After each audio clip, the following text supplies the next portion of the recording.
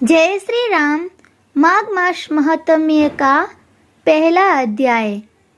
सारे संसार के कर्ता श्री भगवान विष्णु, माता लक्ष्मी और देवी सरस्वती तथा श्री देव गुरु बृहस्पति जी के चरण कमलों में नमस्कार करके मैं इस माघ मास महात्म्य का वर्णन करती हूँ।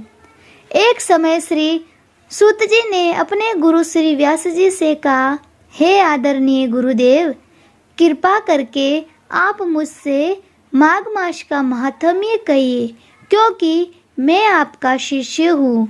व्यास जी कहने लगे कि रघुवंश के राजा दिलीप एक समय यज्ञ के स्नान के पश्चात सुंदर वस्त्र पहनकर शिकार की सामग्री से युक्त कवच और शोभायमान आभूषण पहने हुए अपने सिपाहियों से घिरे हुए जंगल में शिकार खेलने के लिए अपने नगर से बाहर निकले। उनके सिपाही जंगल में शिकार के लिए मृग, व्याघ्र, सिंह आदि जंतुओं की तलाश में इधर उधर फिरने लगे। उस वन में वन स्थली अत्यंत शोभा को प्राप्त हो रही थी।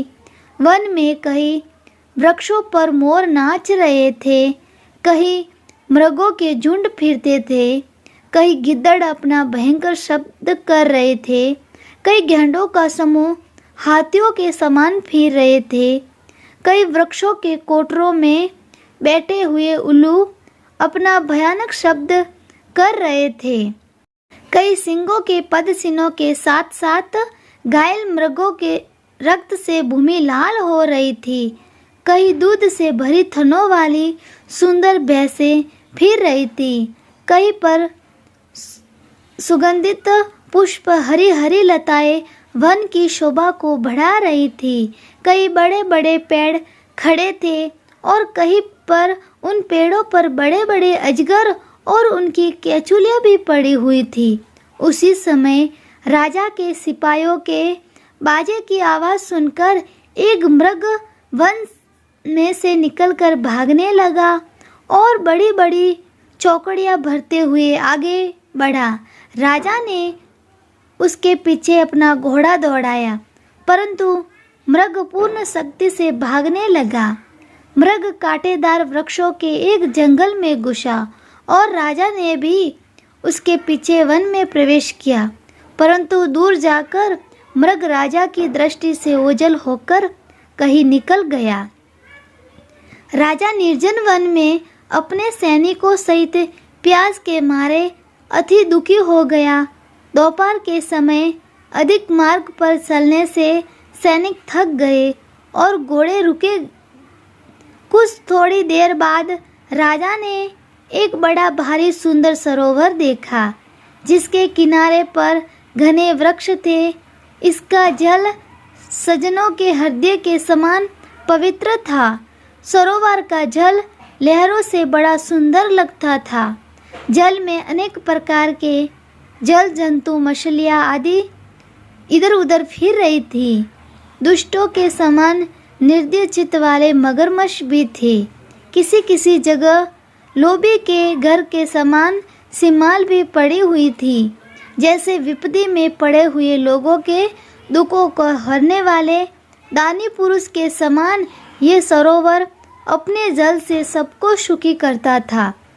जैसे मेघ चालक के दुख को हरता है, इस सरोवर को देखकर राजा की थकावट दूर हो गई। रात्रि को राजा ने वहीं पर विश्राम किया और सैनिक पहरा देने लगे और चारों तरफ फैल गए।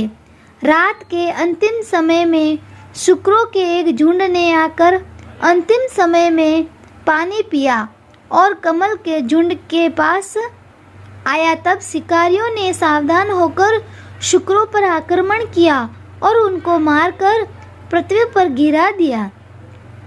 उस समय सब शिकारी कोलाहल करते हुए बड़ी प्रशंसा से राजा के पास गए और राजा प्रभात हुआ देखकर उनके साथ ही अपनी नगरी की तरफ चल पड़ा।